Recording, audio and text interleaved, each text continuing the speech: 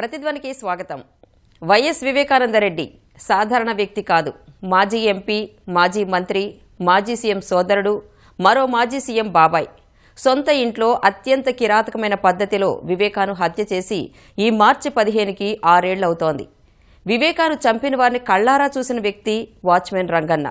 Erra Gangi Reddy, Dastagiri, Sunil Yadav, ఉమాశంకరెడ్డిలే హంతకులని CBI మ్యాజిస్ట్రేట్ల ముందు వాంగ్మూలం ఇచ్చారు రంగన్న. కేసుకు కీలకమనుకున్న రంగన్న ఇటీవల అనుమానాస్పద రీతిలో మరణించారు. జగన్ వాహన డ్రైవర్ నారాయణ యాదవ్తో ప్రారంభిస్తే వివేక హత్య కేసులో ఇతర సాక్షులైన కల్లూరి గంగాధర్ రెడ్డి, వైఎస్ అభిషేక్ రెడ్డిలతో పాటు వైఎస్ భారతి తండ్రి ఈసీ గంగిరెడ్డి, అనుమానితుడు శ్రీనివాసరెడ్డిలు సైతం ఇలాగే సందేహాస్పద పరిస్థితిలో ప్రాణాలు కోల్పోయారు. వివేక కేసులో అసలు ఏం జరుగుతోంది? ఇది నేటి ప్రతిధ్వని. ఈ అంశంలో పాల్గొంటున్న వారు ముప్పాళ్ల సుబ్బారావు గారు, Indian association of lawyers state president and RCP రాష్ట్ర కార్యదర్శి రవిశంకర్ రెడ్డి గారు. సుబ్బారావు గారు, రవిశంకర్ రెడ్డి గారు, నమస్తే అండి. రవిశంకర్ రెడ్డి గారు, మీతో మొదలెడదాం. మీ కడప జిల్లాలో అత్యంత ప్రముఖ నేతగా గుర్తింపు ఉన్న వైఎస్ వివేకానందరెడ్డి హత్య కేసులో కీలక వ్యక్తుల మరణాలపై అసలు ఎందుకు అనుమానాలు వ్యక్తమవుతున్నాయండి? ఇది కడప జిల్లా ప్రజల్ని, రాష్ట్ర ప్రజల్ని తీవ్రమైన ఆందోళన కలిగిస్తున్నటువంటి అంశం. ఎందుకు ఆందోళన కలిగిస్తుందంటే, ఒక ముఖ్యమంత్రికి సోదరుడు, ఇంకొక ముఖ్యమంత్రికి బాబాయి, ఈ రెండే కాకుండా స్వతహాగా ప్రజానాయకుడు, సుమారుగా 30 సంవత్సరాలు పైగా అసెంబ్లీలోను, పార్లమెంట్లోను అనేక పదవుల్లో ఉన్నటువంటి వ్యక్తి, మాజీ మంత్రిగాను పనిచేసినటువంటి వ్యక్తి, ఒక ప్రజా ప్రతినిధిగా ఉండి, ఒక కీలకమైన వ్యక్తిగా ఉండి, రాష్ట్ర స్థాయి గుర్తింపు ఉన్న ఒక ముఖ్యమైన వ్యక్తి మరణం, ఒక ముఖ్యమైన నేత హత్యని ఇన్ని రోజుల పాటు సాగదీయడం అన్నదే ఒక పెద్ద సస్పెన్షన్ థ్రిల్లర్ లాగా కనపడుతూ ఉన్నది. రెండో విషయం ఏమిటంటే, అసలు దీని మీద మొదటి రోజు నుంచి ఇప్పుడు సమస్య కొత్తగా వచ్చింది ఏంటంటే, అసలు వివేకానందరెడ్డి మర్డర్ కేసును పరిష్కరించే బదులు ఆ మర్డర్ కేసు చుట్టూ నమోదు కాబడుతున్న కేసులు పరిష్కరించడానికే సమయం అంతా సరిపోతూ ఉంది. అది ఆ రోజు ఎవరైతే గంగాధర్ రెడ్డి చనిపోయినప్పటి కేసు నుంచి ఈరోజు రంగన్న కేసు దాకా మధ్యలో సిబిఐ మీద పెట్టిన కేసు, సునీత మీద పెట్టిన కేసు, రాజశేఖర రెడ్డి మీద పెట్టిన కేసు, లేకపోతే చైతన్య ఇన్వాల్వ్మెంట్ కారణంగా పెట్టిన కేసు, దస్తగిరి మీద పెట్టిన కేసులు, ఈ కేసులే పెద్ద సెన్సేషనల్ అయిపోయి అసలు కేసుని పక్కదారి పట్టిస్తున్నటువంటి పరిస్థితి కనబడుతుంది. అంటే ఇది ఉద్దేశపూర్వకంగానే వివేకానందరెడ్డి కేసుని పక్కదారి పట్టించడానికి కావాల్సిన వ్యవహారాలన్నీ చుట్టూ జరుగుతున్నాయేమో అన్న అనుమానం కలిగేటట్టుగా వ్యవహారాలన్నీ ఉన్నాయనేటువంటిది తెలుస్తూ ఉన్నది. మూడో విషయం ఏంటంటే, ఇందులో ప్రతిదీ అనుమానాస్పదమే, ప్రతిదీ వివాదమే. ఆ రోజు వివేకానందరెడ్డి హత్య గావించబడిన రోజు, ఆ రోజు గుండెపోటు అని చెప్పడం వివాదాస్పదం, ఆ తర్వాత నెత్తర కక్కుని చనిపోయినాడు అనేది వివాదాస్పదం, ఆ తర్వాత మర్డర్ అని తేల్చడం వివాదాస్పదం, ఆ మర్డర్ అయిన తర్వాత అక్కడున్న సాక్ష్యాలని చెరిపివేయడం, అక్కడున్న ఏదైతే వాతావరణాన్ని అంతా కూడా కలుషితం చేయడం, సాక్ష్యాలు అందుబాటులో లేకుండా చేయడం అనేటువంటి వివాదాస్పదం, ఆ తర్వాత ఆ కేసు సిట్టుని మార్చడం ఒక వివాదాస్పదం, ఆ సిట్టును మార్చిన తర్వాత ఎస్పీ అనుపరాజన్ ఉన్నప్పుడు ఆ కేసును నీరుగార్చడానికి చేసిన ప్రయత్నాలన్నీ వివాదాస్పదం, ఆ తర్వాత ఇంకొక సిబిఐకి కేసు పోయిన తర్వాత సిబిఐ చాలా దూకుడుగా వ్యవహరిస్తున్న నేపథ్యంలో సిబిఐకి అడ్డుకట్టలు వేసే ప్రయత్నాలు చేయడం, అవినాష్ రెడ్డి అరెస్టుకి ప్రయత్నించినప్పుడు మేము పోలీసులు ఏం చేయలేమని రాష్ట్ర పోలీసు యంత్రాంగం అంతా చేతులెత్తేయడం, అదొక వివాదాస్పదం, ఆ తర్వాత సునీత మీద సిబిఐ మీద కేసు పెట్టడం, అదొక వివాదాస్పదం. ఈ రకంగా మొత్తం కేసు చుట్టూ అనుమానాలు, వివాదాస్పదాలే కనబడుతున్నాయి తప్ప పరిష్కారం వైపు పోలే. సరిగ్గా రవిశంకర్ రెడ్డి గారు, ఇప్పుడు మీరు చెప్పిన ఈ వివాదాస్పద వ్యాఖ్యలు ఇవన్నీ చూసుకుంటూ ఉంటే, జగన్ ప్రభుత్వ హయాంలో తన కుటుంబ సభ్యులకు న్యాయం జరగకపోగా కుటుంబ సభ్యుల్నే ఇరికించడం జరిగింది, రోడ్డుకి ఏడ్చడం జరిగింది. దీని గురించి అసలు కడపలోని ప్రజలు ఏమనుకుంటారండి? జగన్మోహన్ రెడ్డి ఓడిపోవడంలోనే ఇది ఒక కీలకమైన పాత్ర పోషించింది. ఏమనుకోవడం ఏంది, ముఖాన్ని ఉమ్మేస్తున్నారు, మామూలుగా వేయరు ఇట్లాంటివన్నీ. కడప జిల్లా ప్రజలు మొరటిగా ఉండొచ్చేమో కానీ ఇట్లాంటి విషయాల్లో కుటుంబం పట్ల చాలా బాధ్యతగాను, కుటుంబంలో ఎవరికన్నా ఏదన్నా వస్తే చాలా తల్లడిల్లిపోయేటువంటి ప్రాంతం రాయలసీమ ప్రాంతం కడప జిల్లా. అట్లాంటి ప్రాంతంలో కుటుంబ సభ్యుని కోల్పోయిన కుటుంబ సభ్యుడు హత్య కాబడితే ఆ హత్య అయిన 5 సంవత్సరాలు వాళ్ళే గవర్నమెంట్లో ఉండి పరిష్కారం చేయకపోవడానికి ఖచ్చితంగా కడప జిల్లా ప్రజలు అసహించుకుంటున్నారు, ఏహించుకుంటున్నారు. జగన్మోహన్ రెడ్డి వ్యవహరించిన తీరు పట్ల ఇప్పటికీ చాలా ఆగ్రహంతో కడప జిల్లా ప్రజలు ఉన్నారు. ఇది ఎవరు కాదనలేని సత్యం. రెండోది ఏంటంటే, సరిగ్గా మనం ఇప్పుడు ఈ చర్చ చేస్తున్న సందర్భంలోనే నల్గొండలో జరిగిన ఒక కుల దురహంకార హత్య మీద తీర్పు వచ్చింది, సంచలన తీర్పు వచ్చింది. కానీ దురదృష్టం ఏంటంటే వివేకానంద రెడ్డి హత్య కేసు ఒక అడుగు కూడా ముందు పడ్డంలా. అది 6 సంవత్సరాలు అయింది, ఇది 6 సంవత్సరాలు అయింది. అదేమో తీర్పు వచ్చింది, దాంట్లో ఎవరైతే ఆ హత్యలో పాల్గొన్నారో వాళ్ళందరికీ ఉరిశిక్ష అట్లాగనే జీవిత ఖైదు పడింది. ఈ దీంట్లో ఉన్న వాళ్ళు మాత్రం జల్సాగా తిరుగుతున్నారు. దీంట్లో ఉన్న వాళ్ళు మాత్రం హీరోల్లాగా ఫోటోలు, హీరోల్లాగా పేపర్ల నిండా లేకపోతే పత్రికల టీవీల నిండా మాట్లాడుతున్నటువంటి పరిస్థితి ఉంది.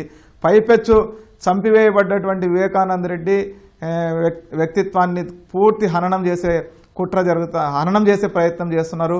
వాళ్ళ కుటుంబ సభ్యులు సునీత కానీ లేకపోతే రాజశేఖర రెడ్డి ఇందులో పాత్ర ఉంది అని వాళ్ళ క్యారెక్టర్స్ని అసెస్ చేసేటువంటి ప్రయత్నం జరుగుతూ ఉన్నది. ఒక రకంగా కుటుంబాన్ని అంతా కూడా వాళ్ళ కుటుంబాన్ని వాళ్ళే ఒక రకంగా చెప్పాలంటే మొత్తం కుటుంబ దారుణమైన పరిస్థితికి నెట్టబడుతుంది తప్ప కేసు పరిష్కారం వైపు పోకుండా ఎన్ని కుట్రలు కావాలనో, ఎన్ని కుతంత్రాలు కావాలనో, ఎన్ని ప్రయత్నాలు కావాలనో అవన్నీ చేస్తున్నారు అని చెప్పి కడప జిల్లా ప్రజలు నమ్ముతున్నారు. ఈ కేసు పరిష్కారం కావాలని కోరుకుంటా ఉన్నారు. ఈ హంతకులు ఎవరో తేల్చాలి, ఆ హంతకులని శిక్షించాలన్నది కడప జిల్లా ప్రజల అభిప్రాయం. తప్పకుండా వివేకానంద రెడ్డి పట్ల చాలా పెద్ద ఎత్తున సానుభూతి ఉన్నది. ఆ హత్య పట్ల న్యాయం జరగలేదు అన్న ఆక్రోశం కూడా కడప జిల్లా ప్రజల్లో ఉంది అని చెప్పి నేను చెప్పదలుచుకున్నాను. సుబ్బారావు గారు, వివేక హత్య కేసును మీరు మొదటి నుంచి ఫాలో అవుతున్నారు కదా, ఇలా కీలక వ్యక్తులను అడ్డు తొలగించడాన్ని లీగల్ పరిభాషలో ఏమంటారండి? ఆల్రెడీ వివేకానందరెడ్డి గారి హత్యానంతరం జరిగిన పరిణామాలన్నీ కూడా అసలు ఏ కేసులో కూడా ఇలా జరగదేమో. ఎందుకంటే చనిపోయిన వెంటనే హార్ట్ అటాక్ థియరీ క్రియేట్ చేశారు, కట్లు కుట్లు వేశారు, దాన్ని మటుమాయం చేయాలని చెప్పేసి ప్రయత్నం చేశారు. చివరికి అది సాధ్యం కాకుండా వెలుగు చూసేటప్పటికి నారాసుర రక్త చరిత్ర అని పత్రికలో రాశారు. తర్వాత గ్యాగ్ ఆర్డర్ తెచ్చుకున్నారు, దాని మీద మళ్ళా ప్రతిపక్ష పార్టీలు ఏం మాట్లాడకుండా. తర్వాత సిబిఐ విచారణ జరపాలని జగన్మోహన్ రెడ్డి గారు పిటిషన్ వేశారు. ఇవన్నీ వేసిన తర్వాత ఎన్నికల్లో దీన్ని ప్రతిపక్షం మీద తోసేసి శవరాజకీయాలు చేసిన తర్వాత ఎన్నికైన తర్వాత సిబిఐ విచారణ వద్దని జగన్మోహన్ రెడ్డి గారు పక్కన పెట్టారు. అక్కడి నుంచి మొదలైనటువంటి ఈ ఘట్టం రకరకాలుగా మార్పులు జరుగుతూ వచ్చింది.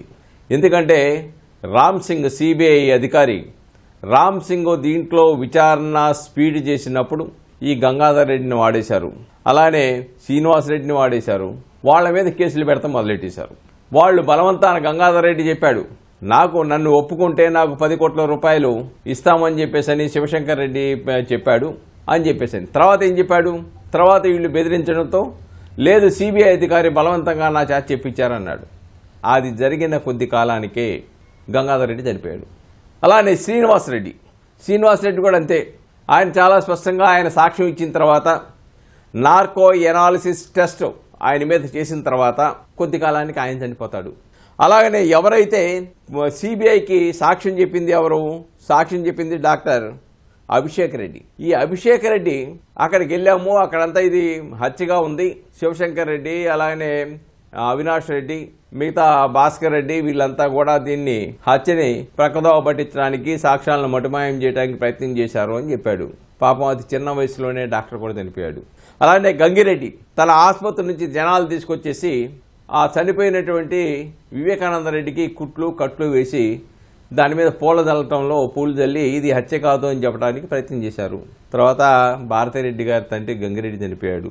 చివరికి రంగన్న ప్రత్యక్ష సాక్షి, పలానా నలుగురు ముద్దాయిలు పలానా వాళ్ళు ఇక్కడికి తచ్చాడారు, ఇక్కడ ఉన్నారు, వాళ్లే హత్య చేశారు అని చెప్పేసి ప్రత్యక్షంగా చెప్పినటువంటి రంగన్న చనిపోయాడు. రంగన్న చనిపోయినప్పుడు ఆయన భార్య ఇచ్చినటువంటి ప్రకటన చాలా స్పష్టంగా మనం అర్థం చేసుకోవాలి.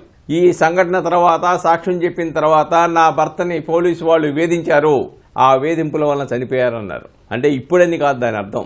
గత 5 సంవత్సరాలలో రంగన్న మేజిస్ట్రేట్ ముందు సాక్ష్యం చెప్పిన తర్వాత, వాస్తవాలను బహిర్గతం చేసిన తర్వాత, ప్రత్యక్ష సాక్ష్యాన్ని నిర్ధారించిన తర్వాత ఆయన్ని ఆనాటి ప్రభుత్వ పోలీసులు ముద్దాయిలకు అనుకూలంగా ఉన్నారు కాబట్టి వాళ్ళని రక్షించడానికి ప్రయత్నం చేశారు, బెదిరించారు, వేధింపులకు గురి చేశాడు.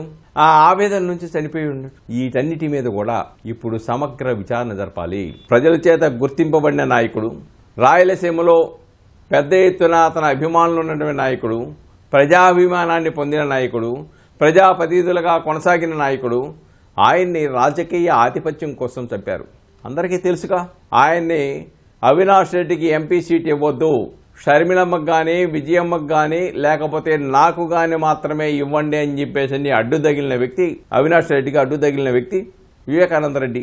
వివేకానందరెడ్డిని చంపిన తర్వాత అతి కొద్ది రోజుల్లోనే ఎంపీ టికెట్ అవినాష్ రెడ్డికి ఇచ్చారు. వివేకానందరెడ్డి గారిని చంపిన తర్వాత. అంటే దాని అర్థం ఏంటి? సిబిఐ కూడా చాలా స్పష్టంగా చెప్పింది, ఇది రాజకీయ ఆధిపత్య పోరులో జరిగినటువంటి హత్య ఇది. అంతేకాకుండా గతంలో కూడా వివేకానందరెడ్డి గారిని ఆయన రాజకీయంగా దిగజారుడు చేయాలని, ఆయన రాజకీయ పలుకుబడిని తగ్గించాలని చెప్పేసని ఆయన ఎమ్మెల్సీగా పోటీ చేస్తే భాస్కర్ రెడ్డి, అవినాష్ రెడ్డి, శివశంకర్ రెడ్డి లాంటి వాళ్ళు ఏ విధంగా అతని ఓటమికి గురి చేశారో అది కూడా సిబిఐ చాలా స్పష్టంగా చెప్పింది. హార్ట్ అటాక్ థియరీని క్రియేట్ చేశారని చెప్పింది. ఇంత స్పష్టంగా సిబిఐ చెప్పిన తర్వాత కూడా భాస్కర్ రెడ్డిని, అవినాష్ రెడ్డిని ముద్దాయిలకు పెట్టడానికి సిబిఐ ఎందుకు సహకరించలేదు? సిబిఐ ఎందుకు ముందుకు అడుగులు వేయలేదు? ఎప్పుడు అడుగు వేసిందంటే సుప్రీంకోర్టు ఇంటర్ఫియర్ అయ్యి మందలించి మిమ్మల్ని పక్కన పెట్టమంటారా, కొత్త వాళ్ళని వేయమంటారని కొత్త వాళ్ళని వేసేసి మీరు పలానా తేదీలోపు ఛార్జ్షీట్ దాఖలు చేయాలన్నప్పుడు భాస్కర్ రెడ్డిని, అవినాష్ రెడ్డిని ముద్దాయిలుగా పెట్టింది. భాస్కర్ రెడ్డిని అరెస్ట్ చేశారు, అవినాష్ రెడ్డిని అరెస్ట్ చేయడానికి సాహసించలేకపోయారు. రవిశంకర్ రెడ్డి గారు, జగన్మోహన్ రెడ్డి ఆయన అనుచరులు ఎంతటి గుండెలు తీసిన బంట్లో మీకు చెప్పక్కర్లేదు. కానీ కడప జిల్లాలో జగన్ చరిత్ర గురించి మీకు బాగా తెలుసు. మరి పరిటాల రవి హత్య కేసులో జరిగిన పరిణామాలే ఇప్పుడు చూస్తున్నాం. ఇది యాదృచ్ఛికమా లేక ఆసక్తులే దీని వెనుక కూడా ఉన్నాయనుకోవాలా? ఇది రాష్ట్ర ప్రభుత్వం ఇప్పుడు ఒక సిట్టు వేసింది. ఈ సిట్టు ఇది తేల్చాల్సిన అవసరం ఉంది. ఎందుకనంటే పరిటాల రవి చనిపోయినప్పుడు, హత్య చేయబడ్డప్పుడు కూడా ఆ పరిటాల రవి హత్య కేసులో ఎవరైతే ముద్దాయిలు ఉన్నారో, సాక్షులు ఉన్నారో వాళ్ళు ఒక్కొక్కరు హత్య గావించబడ్డం అన్నది రాష్ట్రంలో చాలా సంచలనం రేకెత్తించింది. దురదృష్టం ఏమిటంటే దానికి సిమిలర్గానే ఈరోజు వివేకానందరెడ్డి హత్య కేసుకు సంబంధించింది కూడా జరుగుతూ ఉంది. సహజంగానే ఈ హత్య కేసు, ఆ హత్య కేసు రెండింటిలో కూడా ప్రధానమైన ఆరోపణ వచ్చినటువంటి వ్యక్తి జగన్మోహన్ రెడ్డి.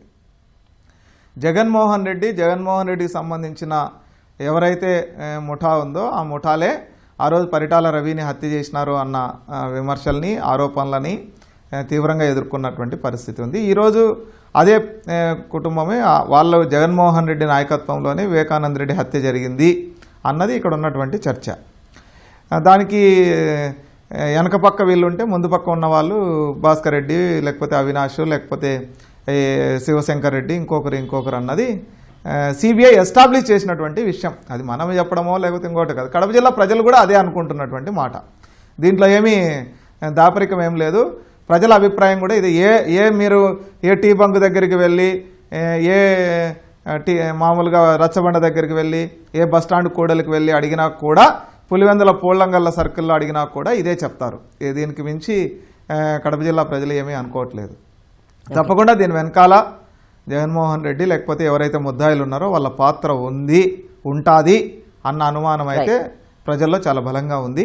దీన్ని నివృత్తి చేయాల్సిన బాధ్యత మాత్రం ఇప్పుడు తెలుగుదేశం ప్రభుత్వం మీద ఉంది. ఎందుకంటే ఇది జగన్మోహన్ రెడ్డి ప్రభుత్వం కాదు. జగన్మోహన్ రెడ్డి ప్రభుత్వంలో జరిగిన ఇవన్నీ కాబట్టి ఇప్పుడు ఎవరు దీన్ని వెలికి తీయాలా అనే అనుమానం రావడానికి అవకాశం లేదు.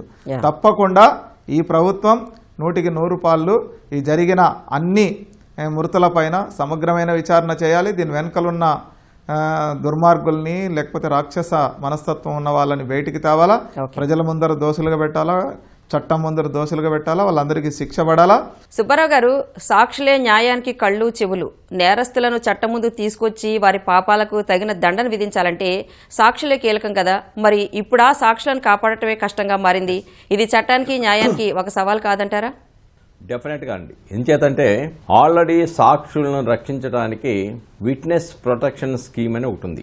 ఈ రోజున దస్తగిరి కానీ, సునీతారెడ్డి కానీ, రంగన్న కానీ గతంలోనే చాలా స్పష్టంగా చెప్పారు, మా ప్రాణాలకి హాని తలపెట్టడానికి ప్రయత్నం చేస్తున్నారు దీంట్లో ముద్దాయిలు అని చెప్పేసి, వారికి సంబంధించిన మనుషులు అని చెప్పేసి. కాబట్టి ఈ రోజున దస్తగిరి చెప్పినటువంటి లేకుంటే రంగన్న చెప్పిన సాక్ష్యాలను పరిమితం చేసుకొని మాత్రమే ఈ కేసు నిలబడలేదు. వాళ్ళు చెప్పిన అప్రూవర్గా మారిన దస్తగిరి చెప్పిన సాక్ష్యాలను పరిగణలో తీసుకొని టెక్నికల్ ఎవిడెన్స్, గూగుల్ టేక్అవుట్ కానీ, లేదంటే టవర్ లొకేషన్ కానీ, కాల్ డేటా రికార్డులు కానీ, సీసీ ఫుటేజీలో ఉన్న అంశాలు కానీ, ఈ టెక్నికల్ ఎవిడెన్స్ అంతా కూడా దాంతో తత్పరచడమే కాకుండా దాదాపుగా ఎవరైతే దస్తగిరికి ₹1,00,00,000 ఇచ్చారో ఆ ₹1,00,00,000 కొంత వాడుకొని మిగతా వాళ్ళ ఫ్రెండ్ దగ్గర పెట్టారు. దాంట్లో దాదాపుగా ₹40 లక్షల చిల్లర సొమ్ముని రికవరీ చేసింది సిబిఐ. ఇక్కడ నేను ఒకటి చెప్తున్నా, నారాయణ యాదవ్ ఎందుకు చనిపోయాడు, ఎందుకు అనుమానించాల్సి వస్తుంది, అనుమానం కలగొచ్చు చాలా మందికి. ఆయన జగన్మోహన్ రెడ్డి డ్రైవర్ కదా అని చెప్పేసి బాహ్య ప్రపంచానికి తెలియకుండానే జగన్మోహన్ రెడ్డికి వివేకానంద రెడ్డి గారి హత్య గురించి తెలిసింది. కానీ ఆయన సత్వరమే హత్య తెలిసిన తెల్లవారుజామునే ఇమీడియట్ గా బయలుదేరి ఆయన రాలా, సాయంత్రానికి ఎప్పుడో రీచ్ అయ్యాడు. రీచ్ అయిన తర్వాత ఆయన మీడియా ముందు చెప్పినప్పుడు గొడ్డలతో ఎక్కడ నరికారో చెప్పాడు. అంటే పోలీసు వాళ్ళకి తెలియకుండానే జగన్మోహన్ రెడ్డికి దేంతో కొట్టాడు, దేంతో నరికారు, ఎక్కడ నరికారు, ఎలా వేధించారు అనేది ఎలా చెప్పగలిగాడు? ఇవన్నీ కూడా సిబిఐ విచారించవలసిన అవసరం లేదా? విజయసాయి రెడ్డి చెప్పాడు కదా, నేను అవినాష్ రెడ్డికి ఫోన్ చేశాను, ఫోన్ చేస్తే పక్కన ఎవరైతే ఇది హార్ట్ అటాక్ అని చెప్పారని చెప్పేసి. అలాగే వీళ్ళందరి సజ్జల రామకృష్ణారెడ్డి మీద కూడా సునీతారెడ్డి గారు ఆరోపణ చేశారు కదా, జగన్మోహన్ రెడ్డి గారు కూడా ఆరోపణ చేశారు కదా. అసెంబ్లీలో ఒక కన్నును ఇంకో కన్ను ఎలా పొడుస్తుంది అధ్యక్ష అని చెప్పేసి వీర ప్రసంగం ఇచ్చినటువంటి జగన్మోహన్ రెడ్డికి సిబిఐ చెప్పింది కదా, అధ్యక్ష ఒక కన్నుని రెండో కన్నే పొడిచింది అని చెప్పేసి. కాబట్టి ఇక్కడ చాలా స్పష్టమండి, మొదటి నుంచి కూడా అలా ఆల్రెడీ ఆ కేసును తప్పుదోవ పట్టించినటువంటి సిఐ శంకరయ్యని సస్పెండ్ చేశారు. విధి నిర్వహణ లోపానికి పాల్పడ్డారు. అది మర్డర్ కేసుని అనుమానాస్పద మృతిగా నమోదు చేశాడని చెప్పేసి ఆయన మీద చర్య తీసుకుంటే ఈయన ఏం చేశాడు, ఆయన మేజిస్ట్రేట్ ముందు సాక్ష్యం చెప్తా అన్నాడు. ఆ సాక్ష్యం చెప్పొద్దు, నీకు ప్రమోషన్ ఇస్తా అని చెప్పేసి ఆయన సాక్ష్యం చెప్పకుండా సిఐకి ప్రమోషన్ ఇచ్చేసి పోస్టింగ్ ఇచ్చిన సంఘటన మనం చూసాం.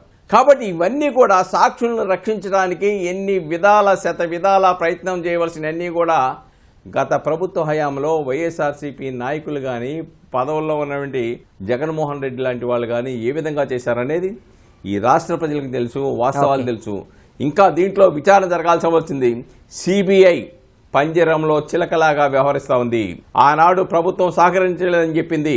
ఈ రోజున ప్రభుత్వం మారి ఇంతకాలమైనా కానీ సిబిఐ ఎందుకు అడుగులు ముందుకు వేసి ఛార్జ్షీట్ వేసిన తర్వాత కూడా మిగతా విచారణలో ముద్దాయిలు కనుక నిర్ధారణ అయితే వాళ్ళను కూడా ఎడిషనల్ ఛార్జ్షీట్ వేసి వాళ్ళ ముద్దాయిగా పెట్టొచ్చు. ఎందుకు జగన్మోహన్ రెడ్డిని, విజయసాయి రెడ్డిని, భారతీరెడ్డిని, సజ్జల రామకృష్ణారెడ్డిని వీళ్ళు ఎందుకు విచారణ చేయటం లేదు? కాబట్టి ఏదో జరుగుతుంది. సిబిఐ స్వేచ్ఛగా చేయడానికి ఎక్కడో అడ్డు తగులుతున్నాయనేది స్పష్టంగా మనకు అర్థమవుతుంది. మేడం గారు, రవిశంకర్ రెడ్డి గారు, కూటమి ప్రభుత్వం వస్తే అయినా వివేక హంతకులకు శిక్ష పడుతుందని అందరూ ఆశించారు. మీరు కూడా చెప్తున్నారు ఇందాక. మరి ఆ దిశగా కూటమి ప్రభుత్వం ఎటువంటి చర్యలు తీసుకోవాలని ప్రజలు కోరుకుంటున్నారు? ఇదే చాలా కీలకం. ఇప్పుడు మనం ఇంతకుముందు చర్చించిన దానికన్నా చనిపోయిన ఇప్పుడు వివాదాలు, అనుమానాలు, లేకపోతే గత ప్రభుత్వం చేసిన దాష్టికాలు, ఈ కేసు ముందుకు సాగకుండా చేసిన అడ్డంకులు, అవన్నింటికన్నా ఇప్పుడు ఈ కూటమి ప్రభుత్వం వచ్చిన తర్వాత ఏం చేస్తుంది అన్నదే కీలకమైనటువంటి అంశంగా ఈరోజు జిల్లా ప్రజలు భావిస్తూ ఉన్నారు.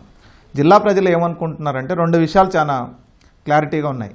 ఒకటి, వివేకానందరెడ్డి హత్య కేసులో ఉన్న ప్రతి ముద్దాయికి శిక్ష వేయించే పనిని కూటమి ప్రభుత్వం చేపడుతుంది అని చంద్రబాబు నాయుడు గారు, పవన్ కళ్యాణ్ గారు, లోకేష్ గారు కడప జిల్లాలోనూ ఇతర రాష్ట్ర వ్యాపిత సభల్లో కూడా హామీ ఇచ్చినటువంటి పరిస్థితి ఉంది.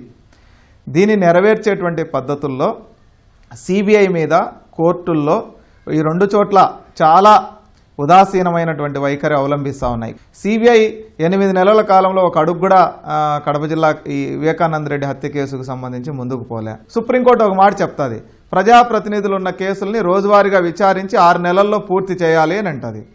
ఇక్కడికి వచ్చే కొద్దీ ఈ కేసు అసలు విచారణనే ప్రారంభం కాకుండా 6 సంవత్సరాలు పూర్తయింది.